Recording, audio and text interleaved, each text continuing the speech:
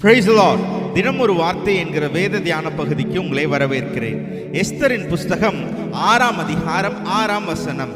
ஆமான் உள்ளே வந்தபோது ராஜா அவனை நோக்கி, ராஜா கனம் பண்ண விரும்புகிற மனுஷனுக்கு என்ன செய்யப்பட வேண்டும் என்று கேட்டான். அதற்கு ஆமான், என்னை அன்றி ராஜா யாரை கனம் பண்ண விரும்புகிறார் என்று தன் மனதிலே நினைத்து, ஆமான் சொல்லுகிறதான காரியமே இது. ஆமான் முழு இஸ்ரவேலுக்கும் எதிரான ஒரு மனிதன்.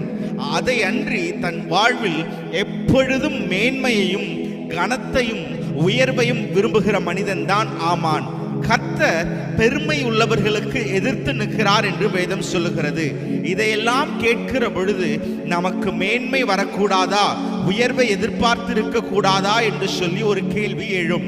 எதிர்பார்க்கலாம், ஆனால் அது நம் கர்த்தராகிய இயேசு கிறிஸ்துவினிடத்தில் இருந்து மாத்திரம் காத்திருந்து பெற்றுக்கொள்ளணும். உயர்வு வரும்பொழுது தேவனை மறக்கவும் கூடாது.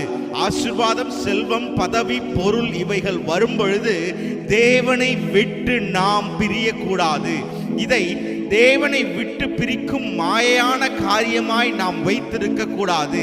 அது நமக்கு குழியாய் வரும்.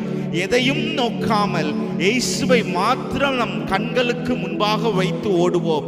ஏனென்றால் அவருக்குள் நமக்கு வேண்டிய எல்லா மேன்மையும், உயர்வும், செல்வமும், சுகமும் அனைத்தும் அவருக்குள் இருக்கிறது.